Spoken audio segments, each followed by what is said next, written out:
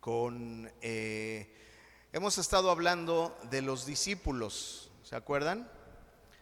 Los que no se acuerden, porque es la primera vez que vienen, pueden buscarnos en la página unafamiliaconpropósito.com, ahí está la página, y ahí te va a llevar a todas las redes sociales, te va a llevar al Facebook, te va a llevar al Instagram, al Twitter y a dos cosas muy importantes, al YouTube y al Spotify.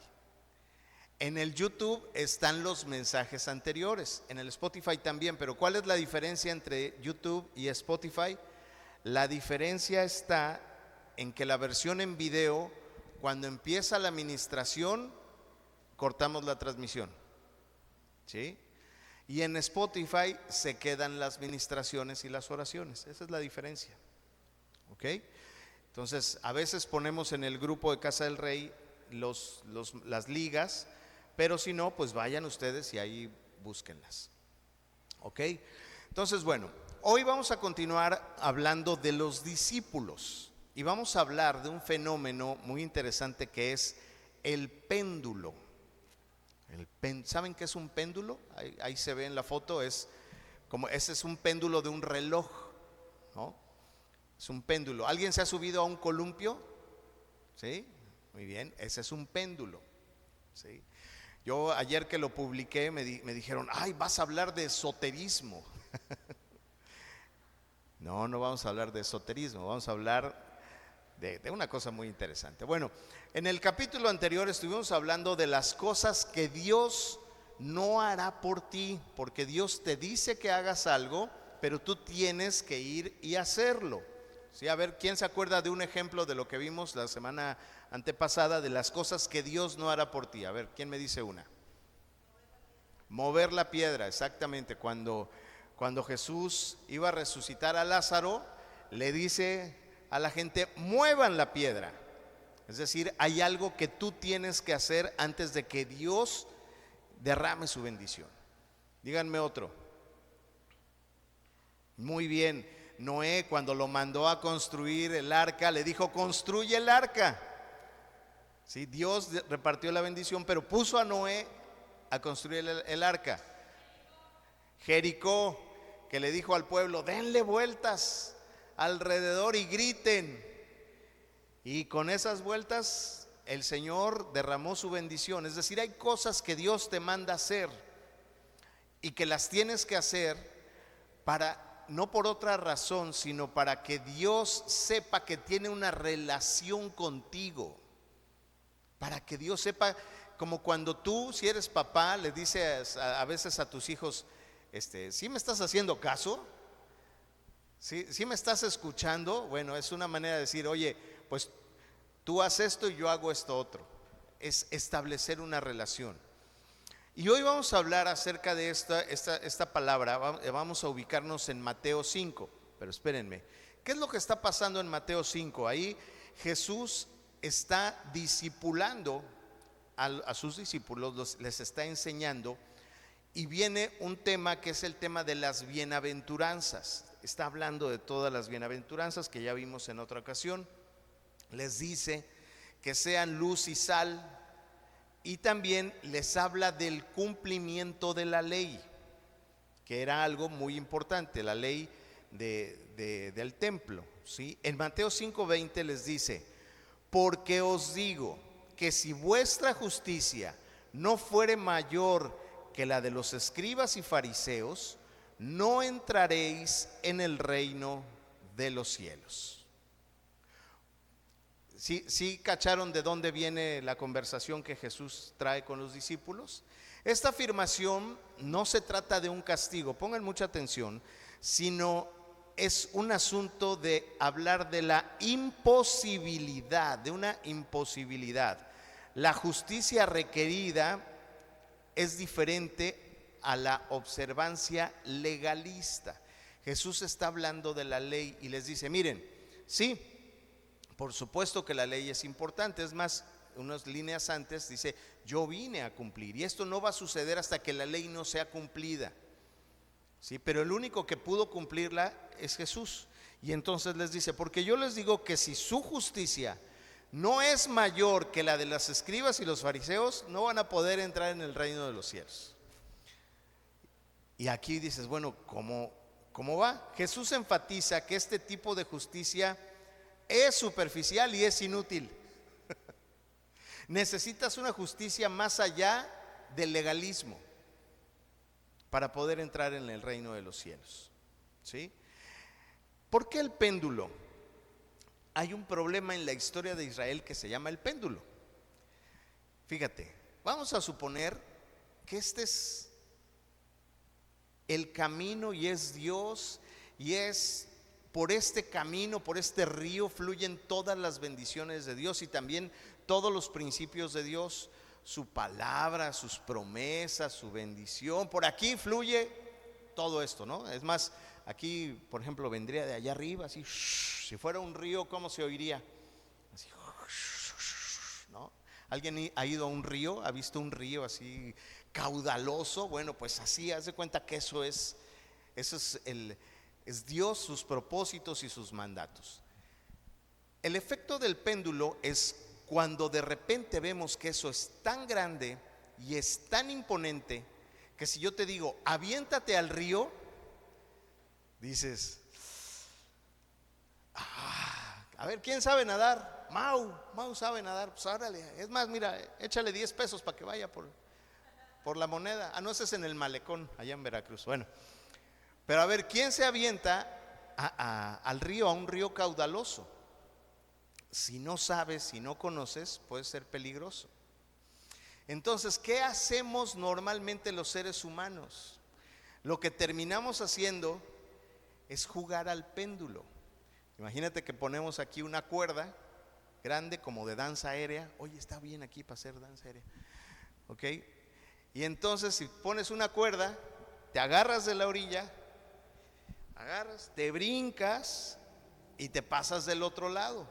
Es decir, a veces estamos cerca de Dios, cerca de la voluntad de Dios, pero no estamos en la voluntad de Dios porque nos da miedo, porque nos parece que puede ser peligroso.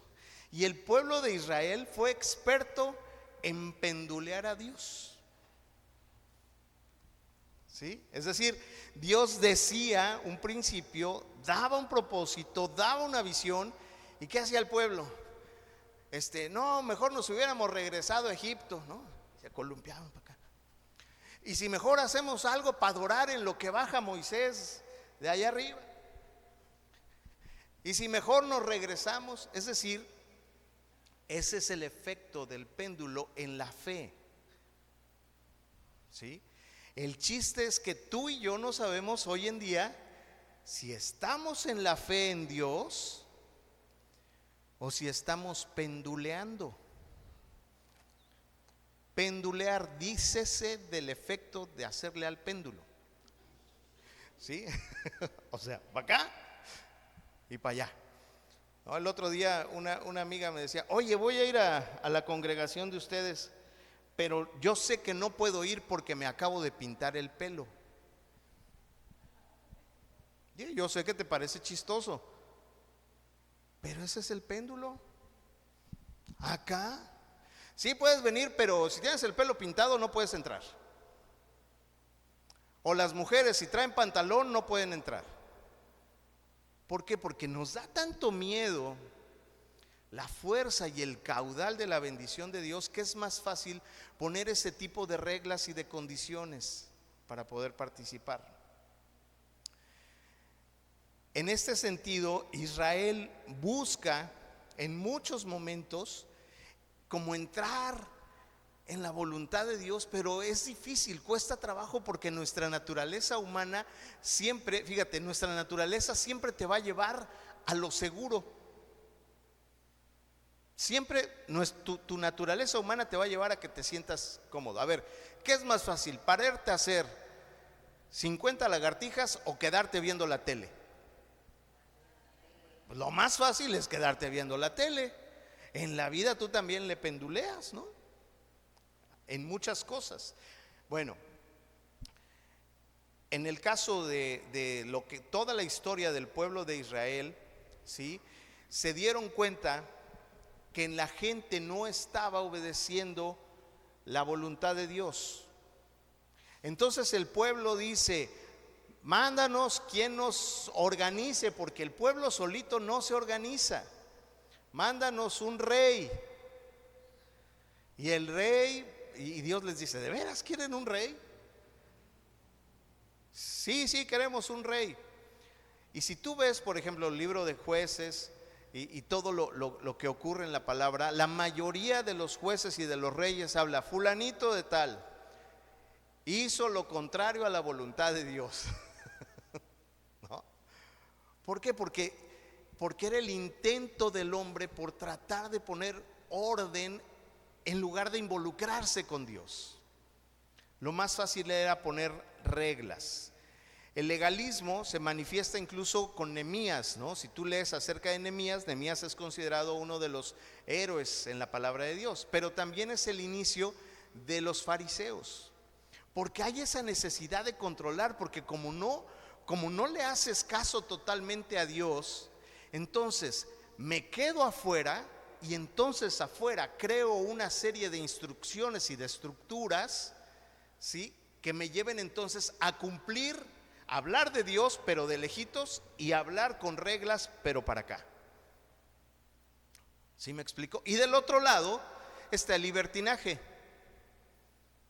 No, pues si Dios perdona todo, sí, pues, total, yo puedo tener 5 novias, 6 esposas. No, hombre, no tienes ni sabiduría para una y quieres tener 2. O sea, de veras, ni cómo.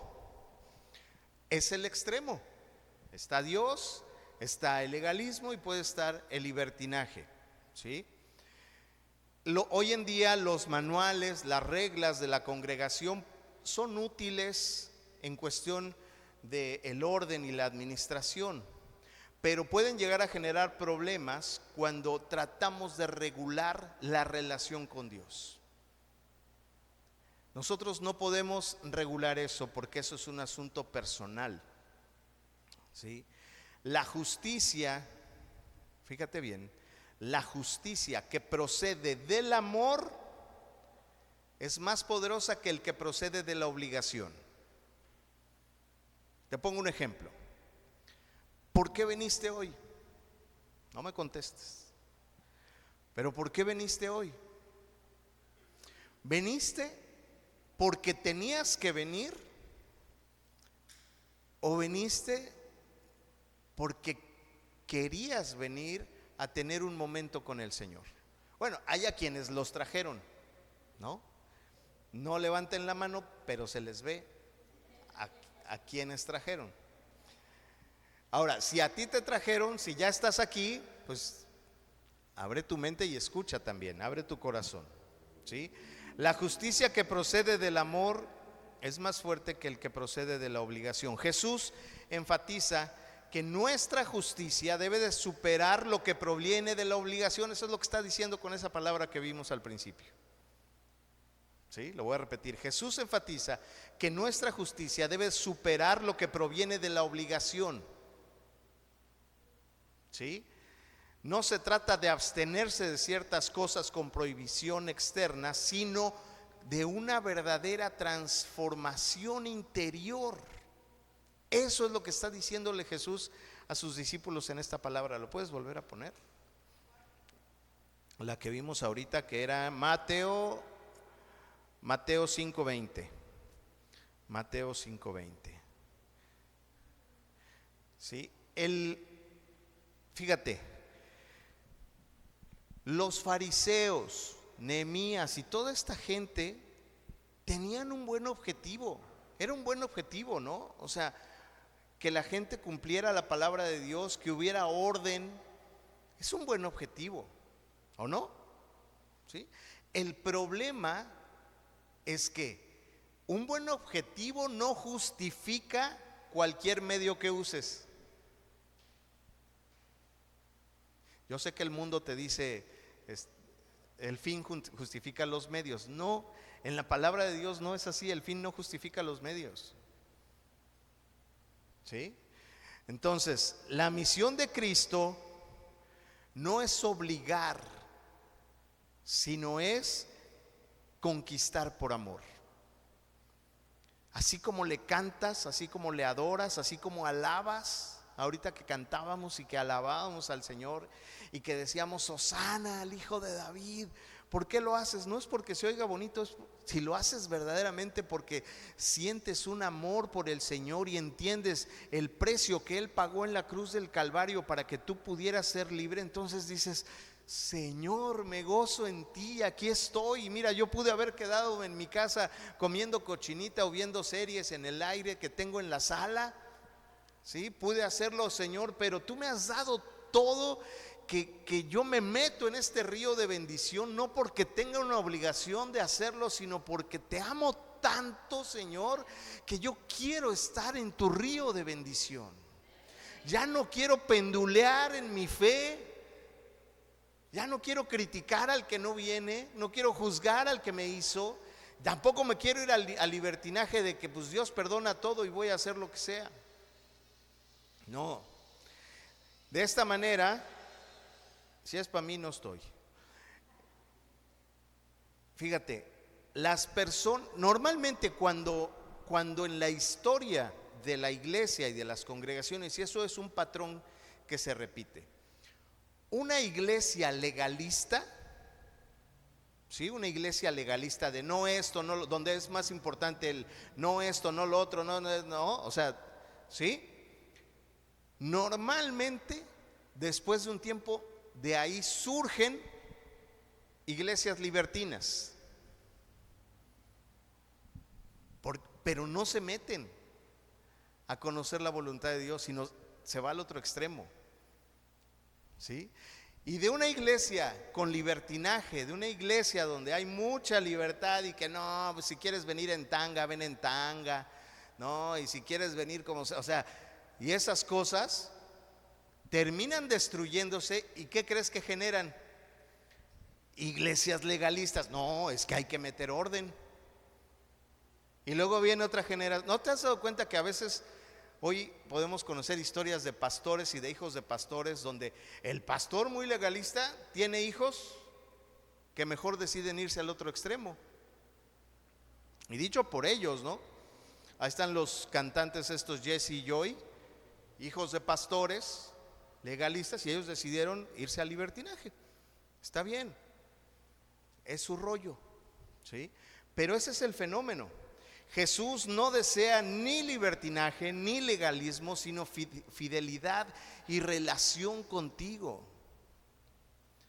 Pero a veces cuando no conocemos, cuando te tienes que meter en este río de bendición, pues sí da miedo. No, o sea, sí da miedo. ¿Qué es lo primero que te da miedo? Pues que el Señor te vaya a quitar la comodidad, y eso es lo primero que da miedo. Es más cómodo criticar y es más cómodo ser libertino que decirle: Señor, mira, me voy a meter en tu río de bendición, y si me vas a quitar la lujuria, la flojera, dices, no, pero luego, no, exacto, ¿no? Luego, Señor, ¿qué voy a hacer sin mi caguama banquetera? No, es que la caguama es lo único que me quita la sed. No, tómate un suerito, no pongas de pretexto eso. ¿Sí? ¿No has oído eso? Sí. Así es, fíjate. Donde hay obligación y control, no hay libertad para el Espíritu de Dios. Donde hay obligación y control, no hay libertad para el Espíritu de Dios. Porque la obligación, fíjate, el Señor a lo largo de toda la Biblia son intentos e intentos e intentos de que el hombre agarre la onda, de que el hombre lo conozca.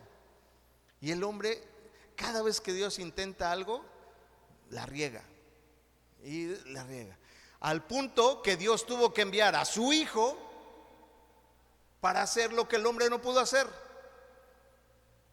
Es decir, ninguno de los que estamos aquí podemos hacer eso. Gracias a Dios, Dios envió a su Hijo, y entonces podemos gozarnos en lo que el Hijo hizo. Porque si fuera por nosotros, pues igual serían muchos más intentos. La importancia de la libertad es que podamos decidir genuinamente. Fíjate, para que un sí sea sincero, debe existir la libertad de un no. Para que un sí sea sincero, debe existir la libertad de un no. Es decir, Dios con su infinito poder puede decirte: órale, que todos me amen y que todos me adoren. Podría hacerlo, por supuesto, pero ¿qué sentido tendría? Dios te da la libertad que tú decidas, ¿sí? Y para que un sí sea sincero, tú tienes que tener la opción de no, ¿sí? ¿Cuántas veces le dijimos a Dios: no, gracias, yo puedo, ahorita no, o no acepto? ¿Cuántos que tienen llamado? Ay, me voy a meter en... ¿Cuántos que tienen llamado hoy le han dicho a Dios: perdóname, no acepto?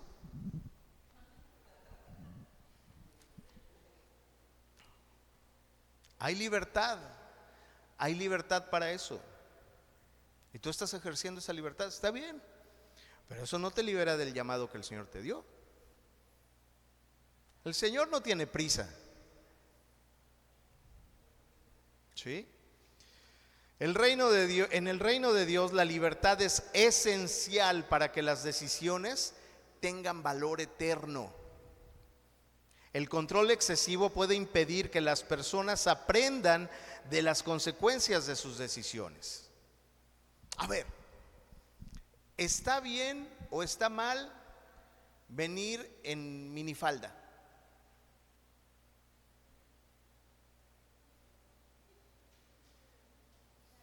A ver, mira, ¿está bien o está mal? A ver, saquen ese espíritu fariseo.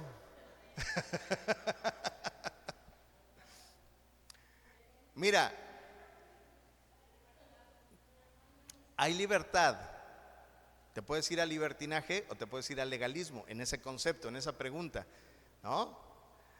Habrá, o sea, yo les diría: a ver, los que digan que está bien, todos de este lado, y los que digan que está mal, todos de este lado, ¿no? ¿Estamos de acuerdo? Sí, a ver, ¿quién ganó? ¿No? O sea, pues no se trata de eso.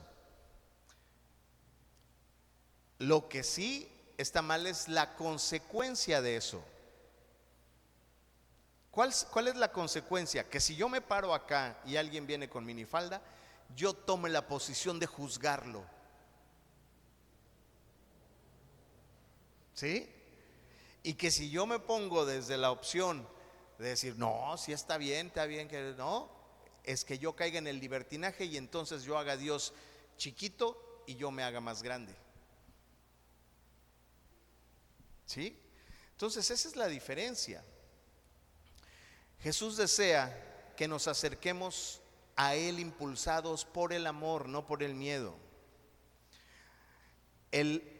Hay un principio que es el principio de la espada, ¿no? Hace rato Consuelo nos enseñaba de la espada, pero no esa espada, sino de la espada de violencia. La espada de Pedro, pues, fíjate lo que pasa. La espada de Pedro, ¿sí se acuerdan de lo que pasó ahí? ¿Sí? Bueno, depende qué evangelio lean, porque si es el de Juan le va a tirar a Pedro. En los demás evangelios dice: y uno de los discípulos atacó, ¿no? Y Juan va a decir: Pedro. ¿No se han dado cuenta de eso? Si les gusta el chisme, lean los evangelios. ¿No? Y Juan va a decir: Pedro atacó a Malco. O sea, dijo a quién y cómo, ¿no?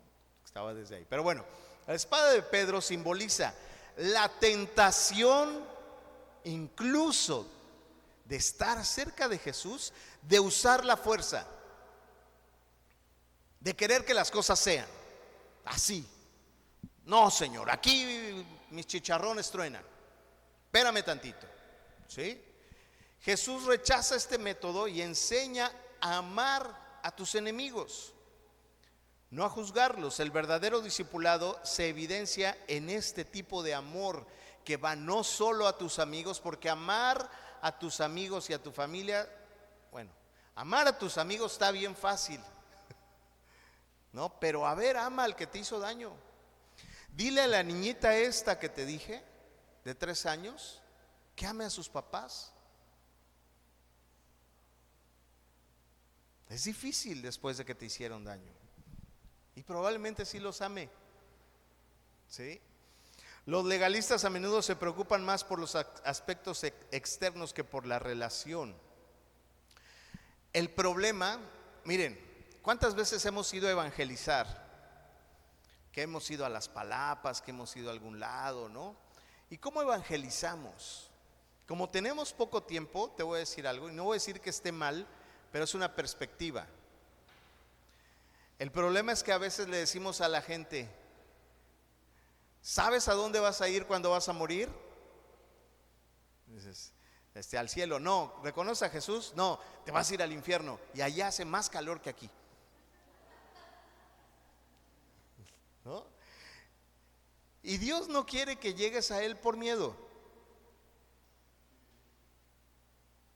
Digo, es una manera de enseñar y es una forma de acercar la palabra, ¿sí?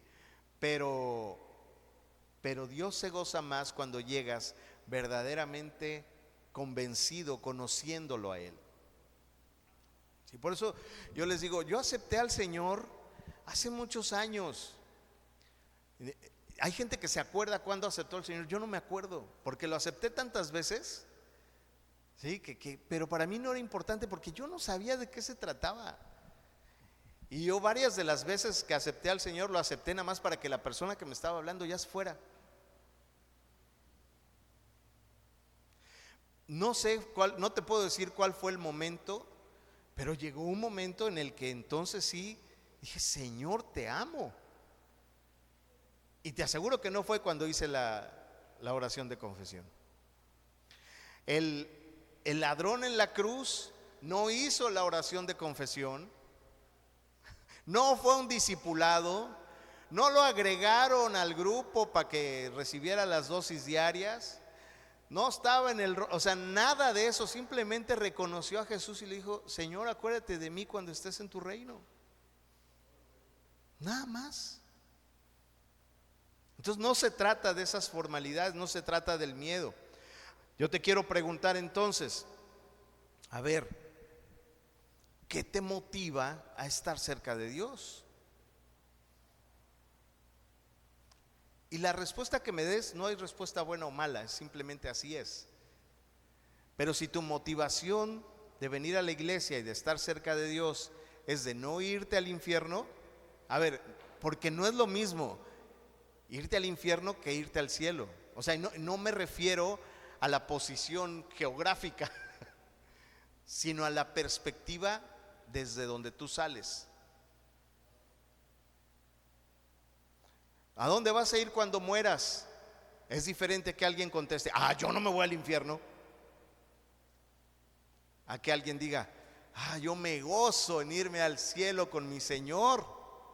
¿Sí? Pareciera lo mismo, pero no es lo mismo. ¿Sí? Nuestra buena conducta debe ser movida por el Espíritu y la comprensión de que, ¿por qué no peco? ¿Por qué no peco? Porque el pecado da felicidad temporal, pero yo reconozco el precio que fue pagado en la cruz del Calvario por nuestro Señor Jesucristo, y esa gratitud y ese convencimiento y ese amor, esa reciprocidad por lo que hizo mi Señor Jesucristo, me lleva a que lleve una vida diferente, libre de pecado. Porque si yo me meto al pecado, es como decirle a Jesús: y ahora que lo azoten por estos otros pecados que voy a cometer. ¿Sí? Alguien que conoce de Dios y que comete pecado le está agregando más azotes a Jesús en la cruz. ¿Te duele? Si te duele eso, estás más cerca del río de Dios, porque estás entendiendo ese proceso. Entonces ya no pecas. No, sí peco. ¿Y sabes qué? Voy a seguir pecando, porque vivo en este mundo. Pero una cosa es que yo cometa errores por la convivencia diaria y que de repente me dé cuenta que cometí un error, que cometí un pecado, a que diga, no hombre, hoy sí me voy a poner una. Sí, es diferente llevar una vida de pecado a cometer errores. El amor de Dios está fuera del miedo. Donde hay amor, no hay miedo. El uso del miedo revela la ausencia del Espíritu Santo. Para ser discípulos debemos enseñar acerca de Jesús, revelando el amor del Padre, tal como Jesús lo hizo con sus discípulos. Y debemos de llevar un estilo de vida de un discípulo fiel. Vamos a ir a Juan 17, 1, del 1 al 6. Este ya lo habíamos visto en otra ocasión, pero justamente habla de esto. Estas cosas habló Jesús y levantando los ojos al cielo dijo: Padre, la hora ha llegado, glorifica a tu Hijo para que también tu Hijo te glorifique a ti. Siguiente. Como les has dado potestad sobre toda carne, para que dé vida eterna a todos los que les diste. Siguiente. Y esta es la vida eterna, que te conozcan a ti, el único Dios verdadero, y a Jesucristo, a quien has enviado. De eso se trata todo. Que tú conozcas al Dios verdadero y a Jesucristo, a quien has enviado.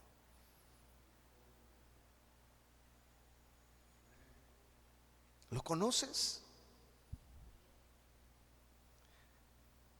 ¿Quién ha jugado al péndulo? Yo sí. Yo sí. Pero yo espero que el día de hoy, con esta palabra, con este mensaje, hoy puedas decidir meterte en el río, en la voluntad de Dios, aunque te dé miedo. Sí, y vas a perder muchas cosas ahí. Vas a perder amistades. Dios va a quitar de tu vida lo que no te funciona y te va a doler. Y no solo eso, estando ahí, no solo Dios va a quitar de tu vida lo que te duele, vas a tener que amarlos y perdonarlos.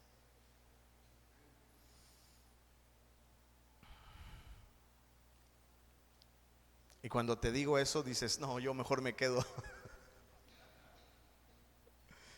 ¿Te das cuenta por qué jugamos al péndulo?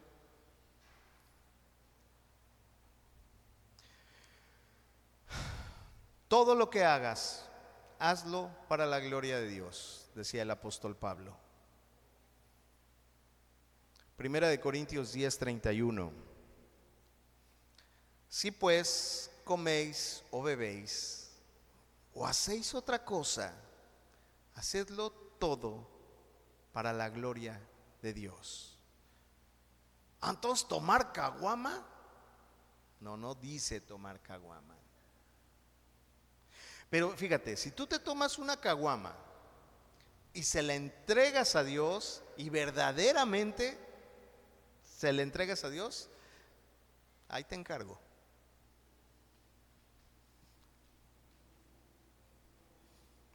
Ahí te encargo.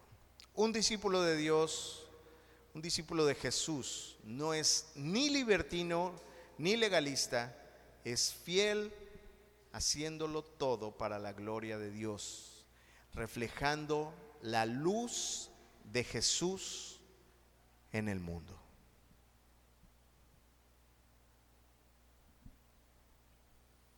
Ponte de pie. Vamos a orar.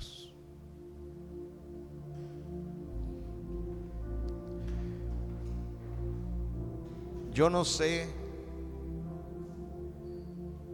qué te trajo aquí hoy. Yo no sé si tú querías venir o no querías venir.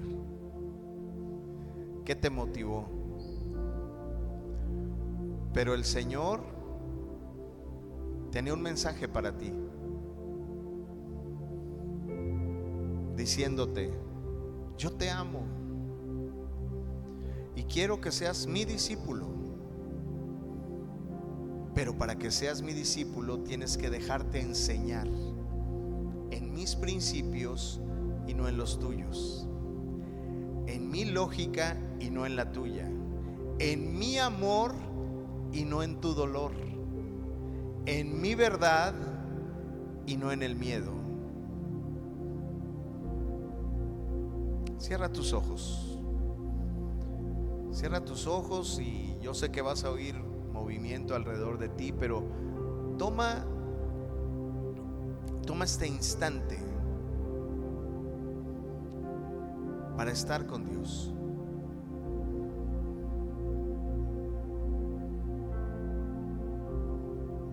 Y dile: Señor, perdóname por haber jugado al péndulo en mi vida, por haberme ido de un extremo a otro.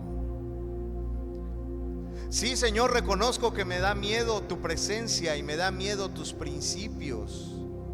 Y yo sé, Señor, que humanamente no me va a gustar el saber todo lo que implica el meterme en ti, Señor. Y no porque tú me quieras hacer daño, pero soy humano.